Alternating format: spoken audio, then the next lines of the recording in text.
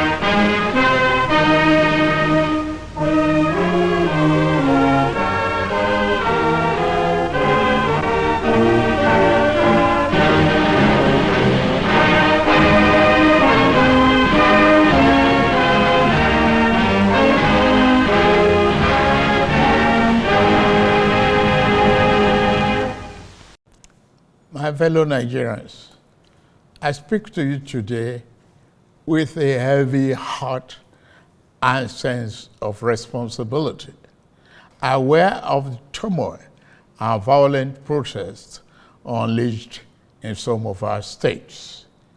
Notably, among the protesters were young Nigerians who desired a better and more progressive country where their dreams, hope, and personal aspiration will be fulfilled. I am especially pained by the loss of lives in Borno, Jigawa, Kano, Kaduna, and other states, the destruction of facilities in some states, and the wanton looting of supermarkets and shops, contrary to the promise of protest organizers that the protest will be peaceful across the country. The destruction of properties set us back as a nation, as scarce resources will be again used to restore them. I commiserate with the families and relations of those who have died in the protest. We must stop further bloodshed, violence, and destruction. As the president of this country, I must ensure public order in line with the constitutional oath to protect the lives and property of every citizen. Our government will not stand idly by and allow a few with a clear political agenda to tear this nation apart. Under the circumstances, I hereby enjoin protesters and the organizers to suspend any further protest and create room for dialogue, which I have always acceded to at the slightest opportunity. Nigeria requires all hands on deck and need us all, regardless of age, party, tribe, religion, or other divides, to work together, reshaping our destiny as a nation. To those who have taken undue advantage of this situation to threaten any section of this country, be warned. The law will catch up with you. There is no place for ethnic bigotry or such threats in the Nigeria we seek to build. Our democracy progresses when the constitutional rights of every Nigerian are respected and protected.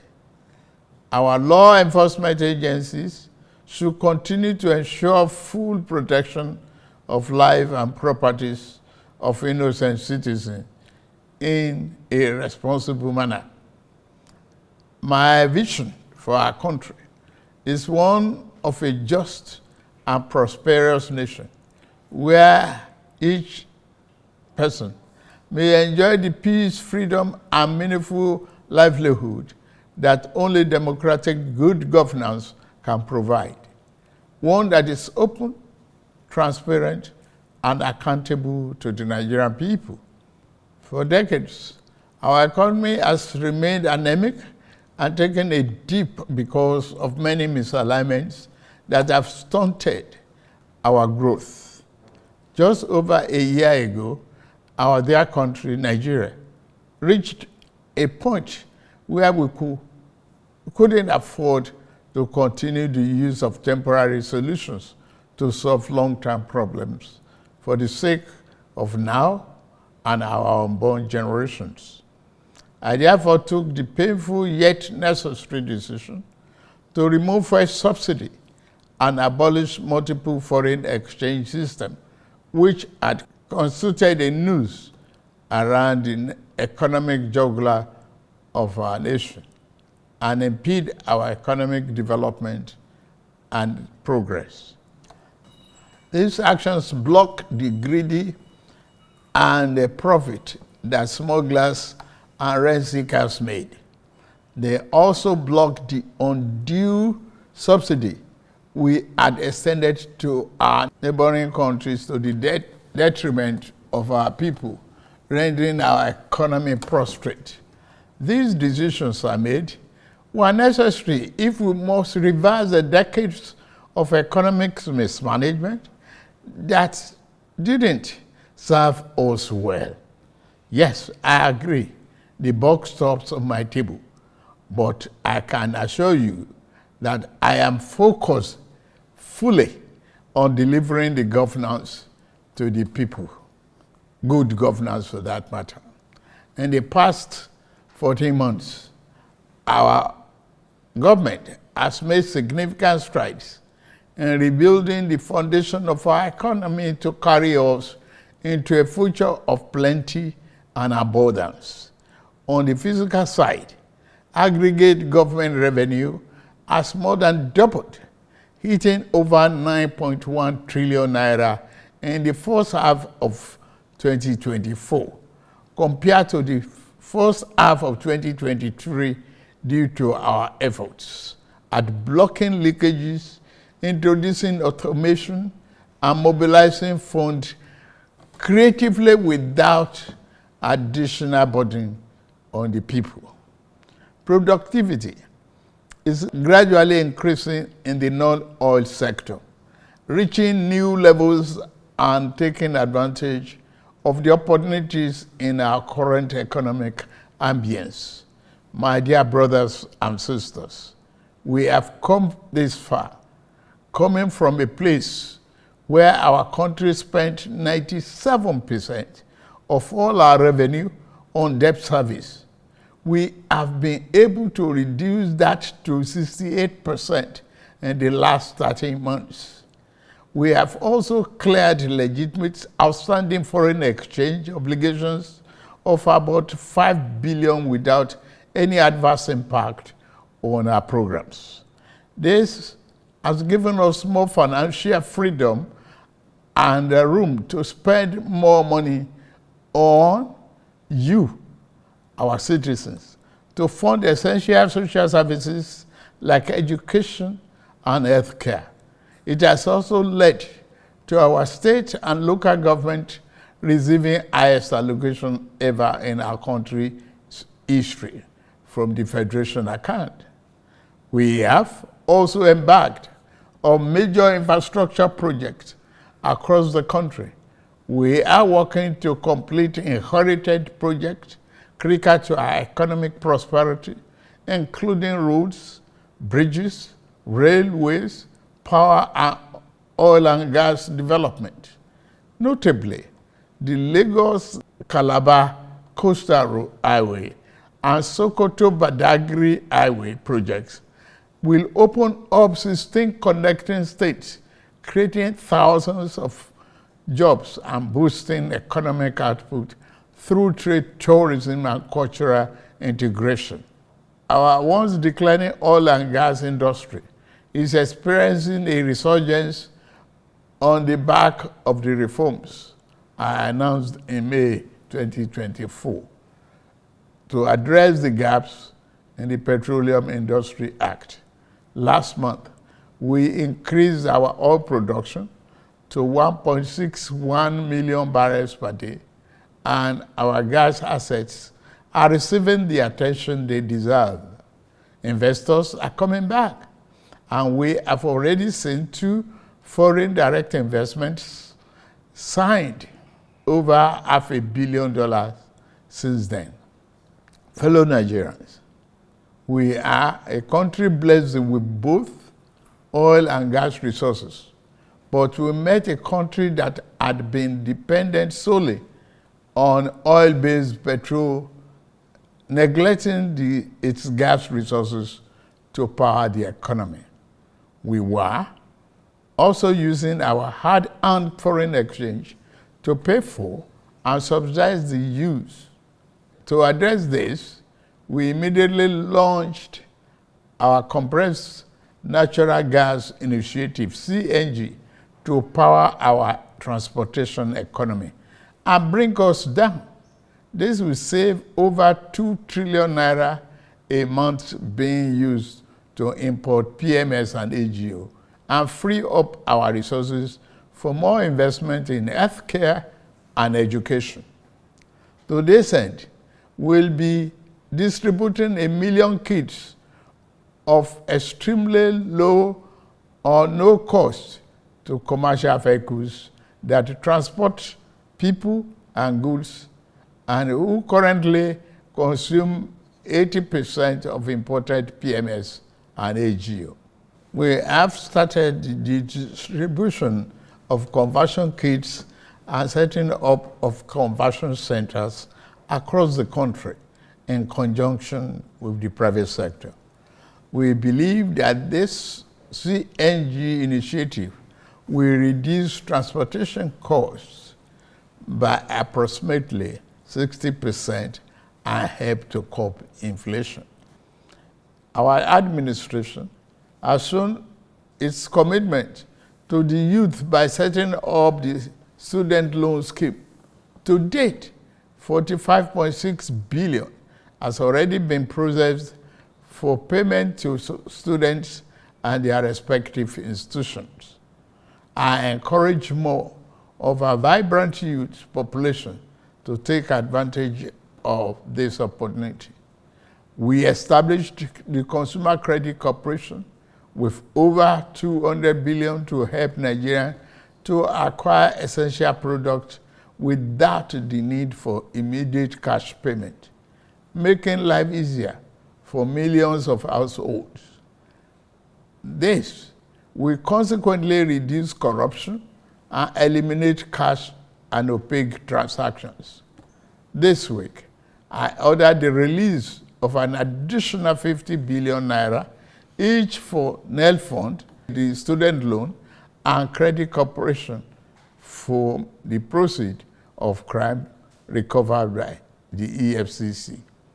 Additionally, we have secured $620 million under the Digital and Creative Enterprises, IDIs, a program to empower our young people, creating millions of IT and technical jobs that will make them globally competitive.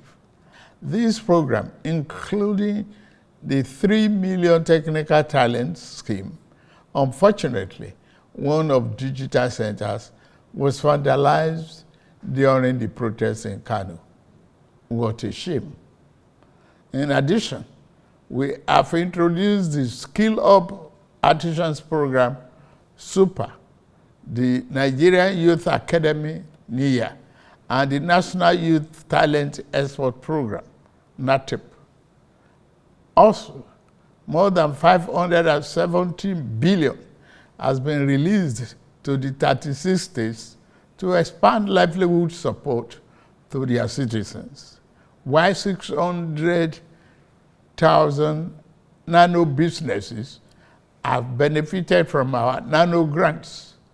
An additional 400,000 more nano businesses are expected to benefit. Furthermore, 75,000 beneficiaries have processed to receive our 1 million micro and small business single-digit interest loans starting this month. We have also built 10 MSME hubs within the past year, created 240,000 jobs through them, and 5 more hubs are in progress, which will be ready by October this year. Payment of 1 billion each also have been made to large manufacturers under our single-digit loan to boost manufacturing output and stimulate growth. I signed the national minimum wage into law last week, and the lowest earning worker will now earn at least 70,000 naira a month. 6 months ago in Kasana, Abuja, I inaugurated the first phase of our ambitious housing initiative, the Renew Hope City and Estate. This project is the first of 6 we have planned across the nation's geopolitical zones. Each of these cities will include a minimum of 1,000 housing units, with Kasana itself set to deliver 3,212 units. In addition to this city project, we are also launching the Renew Hope Estate in every state, each comprising 500 housing units. Our goal is to complete a total of 100,000 housing units over the next 3 years. This initiative is not only about providing homes, but also about creating thousands of jobs across the nation, as well as stimulating economic growth. We are providing incentives to farmers to increase food production at affordable prices. I have directed that tariffs and other import duties should be removed on rice, wheat, maize, sorghum, and drugs, and other pharmaceutical medical supplies for the next 6 months, in the first instance, to help drive down the prices. I have been meeting with our governors and key ministers to accelerate food production. We've distributed fertilizers.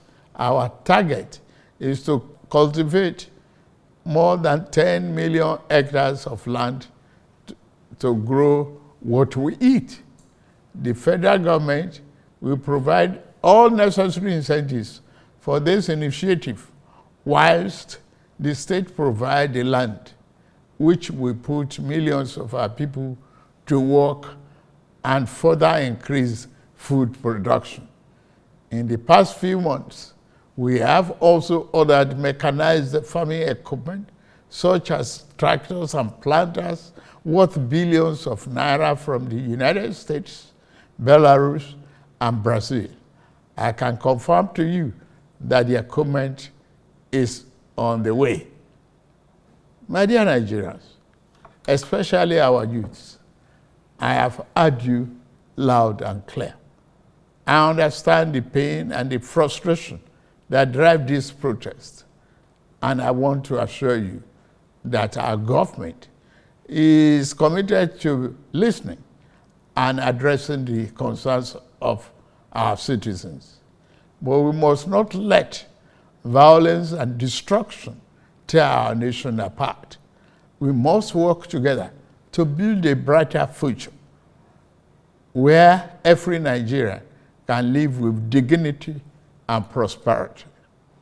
The task before us is a collective one, and I am leading the charge as your president. A lot of work has gone into stabilizing our economy, and I must stay focused on ensuring that the benefits reached every single Nigerian as we promised. My administration is working very hard to improve and expand our national infrastructure and create more opportunities for our young people. Let nobody misinform and miseducate you about your country or tell you that your government does not care about you. Although there have been many dashed hopes in the past, we are in a new era of renewed hope. We are working hard, and the result will soon be visible and concrete for everyone to see, feel, and enjoy. Let us work together to build a brighter future for ourselves and for generations to come. Let's choose hope over fear, unity over division, and progress over stagnation. The economy is recovering. Please, don't shut out this oxygen. Now that we have been enjoying democratic governance for 25 years, do not let the extremists of enemies of democracy use you to promote an unconstitutional agenda that will set us back on our democratic journey. Forward ever, backward never. In conclusion, security operatives should continue to maintain peace, law, and order in our country, following the necessary Convention on Human Rights, to which Nigeria is a signatory. The safety and security of all Nigerians are paramount. Thank God and thank you for your attention. And may God continue to bless our great nation. Thank you very much.